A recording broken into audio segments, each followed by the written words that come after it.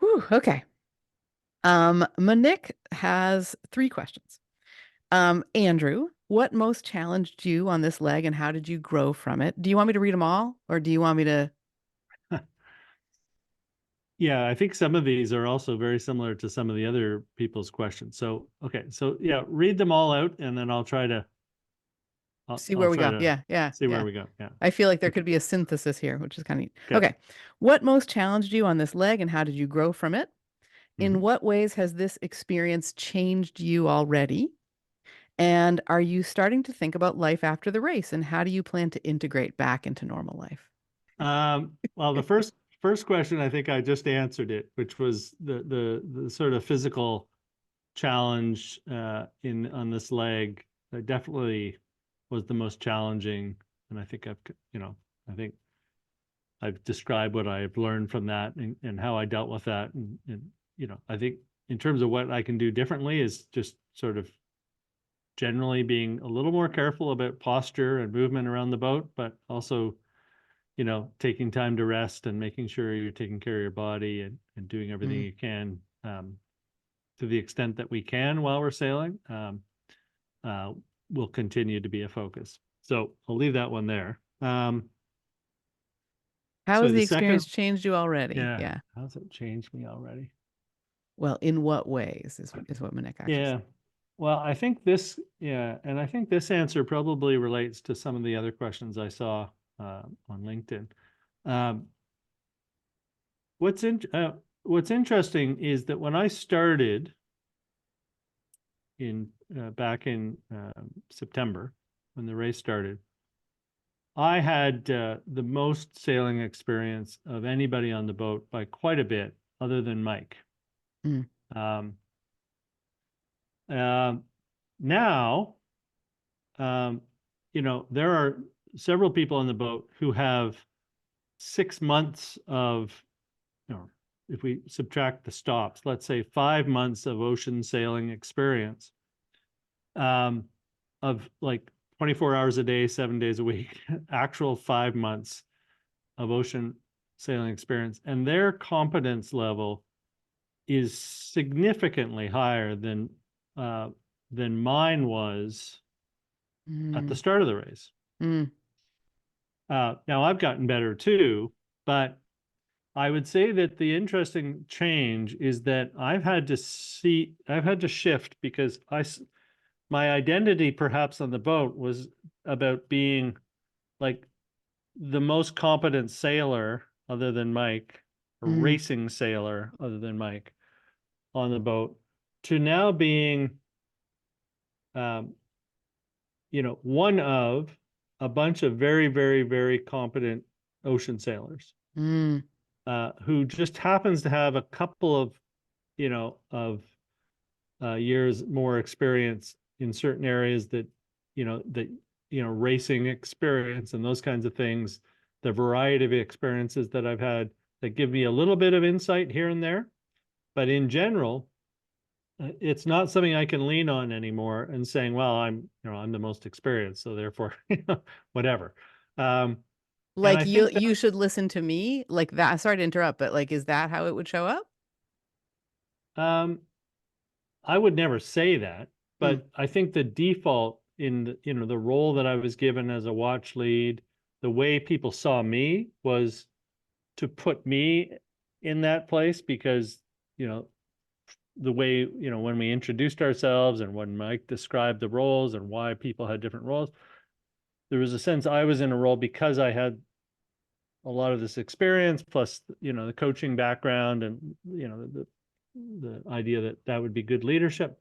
Um, Now I just have to be a good I just have to be a my identity is to be a good member of the team. Mm. Um, I'm still I'm still a watch lead, but I'm not a watch lead because of my sailing expertise is so much more than everybody else's. Now it's because I can help bring a group together and have them perform well. Um, so Wow. that's been an interesting shift, that my identity has gone from primarily the sailing focus to now more around the leadership or and to be honest, me personally, it feels like me having the opportunity to just enjoy being part of a crew that are all now coming to a high level of performance, that would have been unimaginable, to be honest, when we left England Yeah. in September. So that's been an interesting shift because, to go from being seen as an expert to being just one of a bunch of very talented people. Mm. Yeah, I mean, it could really challenge your ego if you were relying on that to have your ego intact. So, Um, yeah. well, so much comes up. So, I don't know if you remember this, but in our very first episode, which was actually titled "What is Self-Care?" I called it that because we talked about that quite a bit, and I remember you saying, I was like, wait a minute, you like weren't you going to be just one of the people on the boat? Like you're a watch lead now. How is that? What does that change for you? And you said, you know what? What I try to remember is I wasn't given this because I tried to be the best sailor on the boat. I wasn't invited to do this role because of anything other than just being my natural self. Hmm. And then there was this really interesting kind of couple legs where you were really in a different headspace, it feels like. And now you're at a place where you're like, well, so I wanted to ask about this too. Okay, now you're in a place where you're like, okay, I'm the watch lead, and what's great about this is I just get to be one of the team. Yeah. Just get to do that. So does that mean that there's not a performance lead, or there wasn't for this leg? Like, are you doing both roles or? Yeah, no, we took away the performance lead position and went back to just having Ran and myself as the watch leads, the way we started the race. Mhm. And um, yeah, and I think you've described it really well. Like at the start of the race, as the watch lead, I was by default, because of my experience, also the performance lead. Whereas on this last race, I was the watch lead, but gave the performance lead role to somebody else on our watch, and let him run with it. Wow. And and so for me to step back and see somebody else performing that role, and he was great because if he would often ask what for input, but I was not getting in the way and require him to do that. He was, free to make decisions and to set the boat up in the way that he thought was best. And so I definitely noticed that was a big shift for me to be able to be comfortable and enjoy Mm. leading in that way versus leading in, and having that responsibility, of being sort of the sailor, the the core sailor of the group.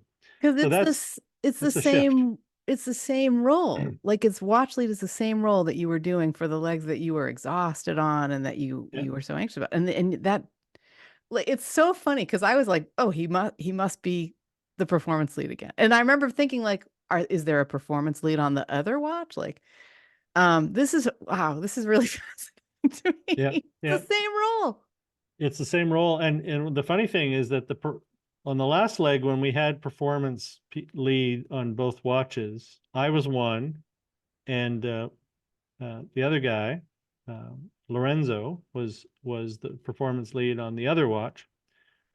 Well, Lorenzo got put on my watch for this one, so the two Oh. performance leads were on the same watch.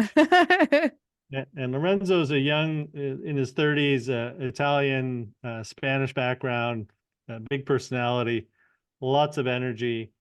Um, and so, part of it as a leader is also putting people in a place where they can succeed, right? Mm, And I could have very easily, based on resume and everything else, said, "Look, I'm gonna be the performance lead here," based on resume and all these other things. But that would have put him in a position not to be at his best. mm-hmm. So where he needed to be was to be the guy and to be the voice Mm. and to his credit, he really used me as a resource in performing that. And And then in the times that when he wasn't at his best, whether he got sick or he was tired or he was on galley duty and wasn't available to us, then I could easily slide in and fill that role.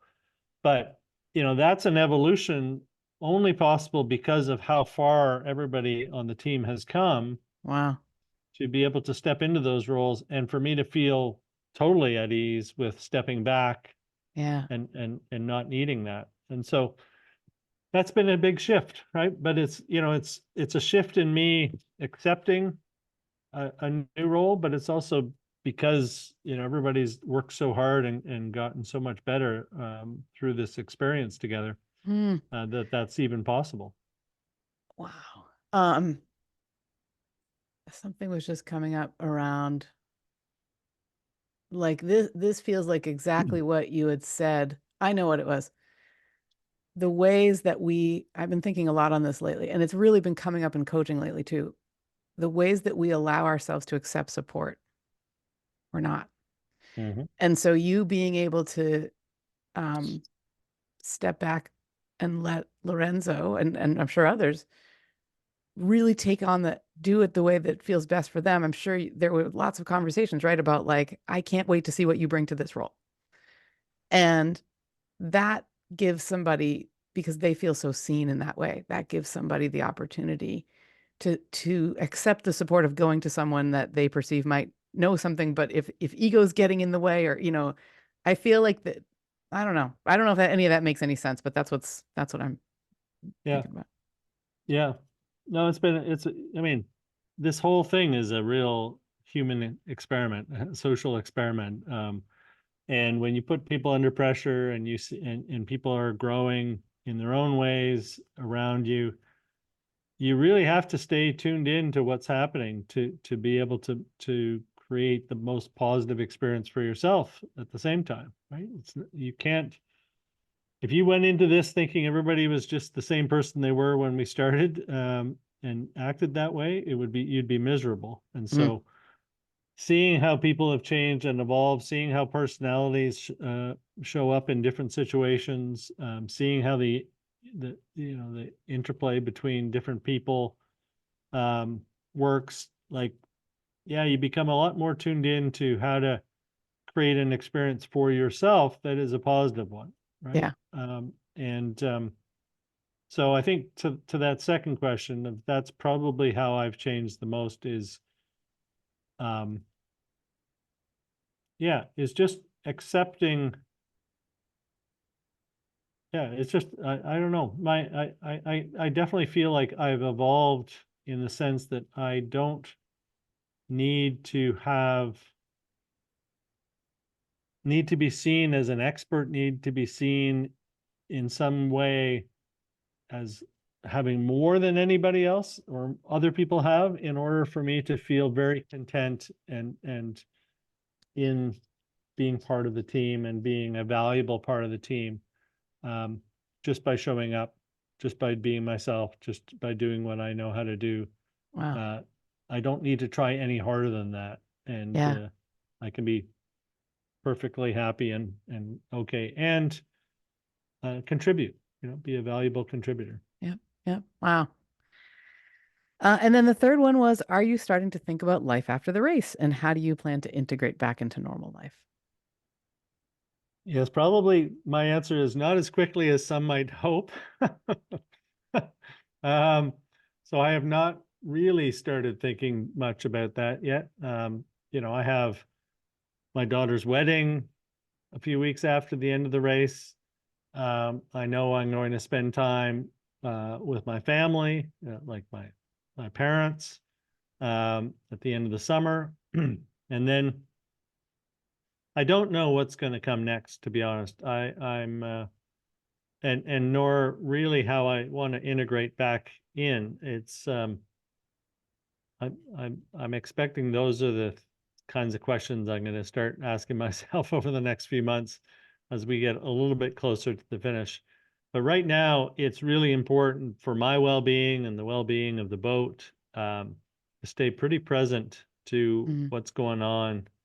And I don't sit on the boat thinking about a lot of things other than what we need to be doing to keep the boat going fast and safe, and how the crew are doing, and all that. Um, so yeah, I haven't done a lot of sort of what comes next in life reflection yet, but I'm sure it will naturally emerge as the finish line gets a little closer. Um, you shared with me once about a, a a program that you helped bring about for Olympians, and it had to do with um as an Olympian, as an athlete is getting towards the end of their career, it can affect their performance if Mhm. they're sort of distracted by thinking about what comes next, what comes next. And I Mhm. was curious, and it sounds like maybe the answer we can see what the answer will be, but like, has thinking about the end of the race or what comes after been a distraction in terms of your performance yet? Or could you see it becoming that? I don't know. Uh, it hasn't been for me. No, no. I mean, I don't. It's not something I spend a lot of time thinking about. I think the people in my life around me definitely would like some clarity, or I think, having clarity on that would be helpful, I guess. Mm, But um, yeah, no, that program, which I was a coach within, yeah, for the retiring Olympians, was really interesting because we intentionally helped do some prep with them, some planning and some preparation with them before they retired, to give them just some less to worry about. Less, they were less anxious about not having a plan, not knowing what they might do, not having connections. Like, all of those things were intentionally done in the last couple of years before retirement, so that there was less on their mind in that mm, way. Um, I know that, I can go back to doing a lot of the things that I have been doing in terms of coaching, in terms of working with the groups in Chicago. Um, it's just a question of, how do I want to do that? Is there going to be any more sailing? Is that going to be part of what I do again in the future, or am I going to want to break from that? mm, Um, I expect that as we get closer to the finish, that some of those questions will start becoming more uh, prominent. But at this point, and I would hope, and that's probably why I don't spend much time thinking about them, is right now is I will endeavor to keep those kinds of thoughts separate from the sailing mm, part of the race. Maybe when we're at port, when we have some downtime, those are the kinds of things I can be thinking about. But honestly, when you're out on the boat, it's really important to stay pretty focused on what you're doing. mm, At mm. least it is for me. Yeah. I think if I'm skiing, right? I don't want to be Yeah. somewhere else while I'm, No. going 45 miles an hour down a ski slope or something. Regarding those athletes, I'm curious if part of the preparation for them was helping loved ones, I don't know, not helping loved ones be okay with the changing situation or something like that. Like, was that a part of it at all? Um, it might have been, because I think a lot of the athletes, definitely have relied on the support of their families and partners and what have you for a long time.